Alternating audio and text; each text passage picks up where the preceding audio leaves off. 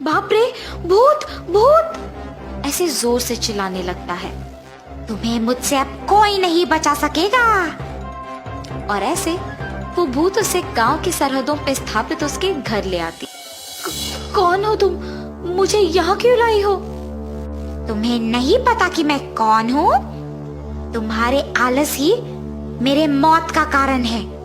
उस दिन मैं बीमार होने के कारण बीच रास्ते में पड़ी हुई थी और तुमने मुझे देखकर लापरवाह से मुझे वैसे ही वहां छोड़कर चले गए।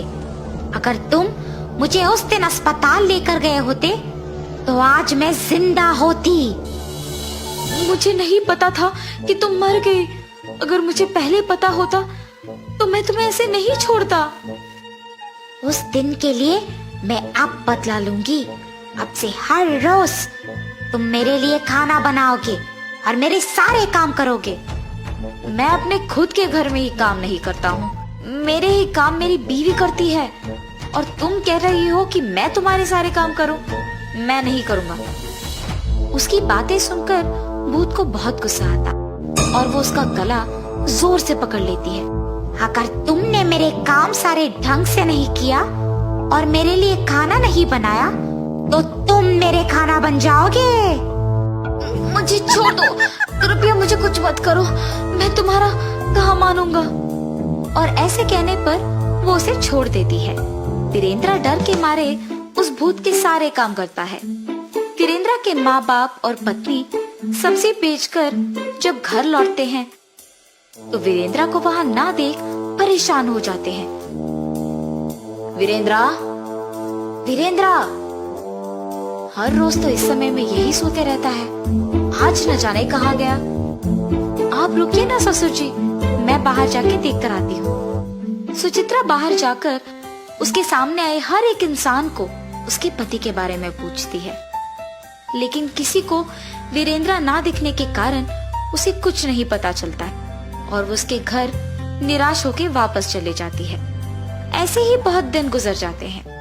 एक दिन सुचित्रा को एक आदमी मिलता है। सुनिए, क्या आपने मेरे पति को कहीं देखा है? हाँ, कुछ दिन पहले एक औरत उसे गांव की सरहदों के पास मौजूद उस खाली घर के अंदर ले जा रही थी। उसके बाद तो मैंने उसे कहीं नहीं देखा।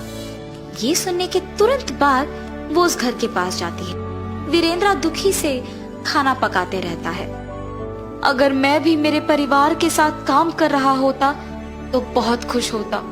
अगर मुझे आलस नहीं होता तो आज मुझे ये दिन नहीं देखना पड़ता। मेरे ही लापरवाही और आलस के कारण ये सब हुआ है।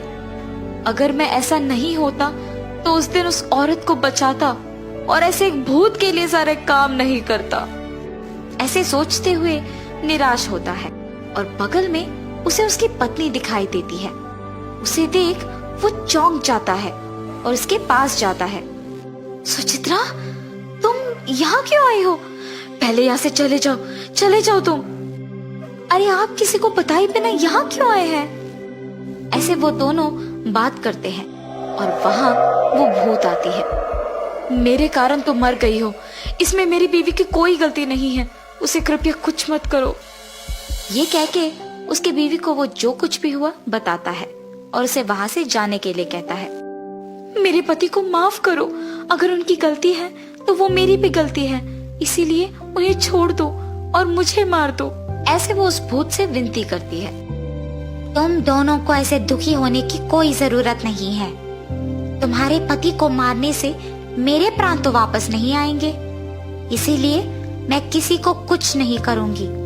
ये कह के उन दोनों को दुखी देख वीरेंद्र को माफ करके वहाँ से वो भूत गायब हो जाती है और तब पति पत्नी दोनों खुशी से उनके घर वापस लौटते हैं।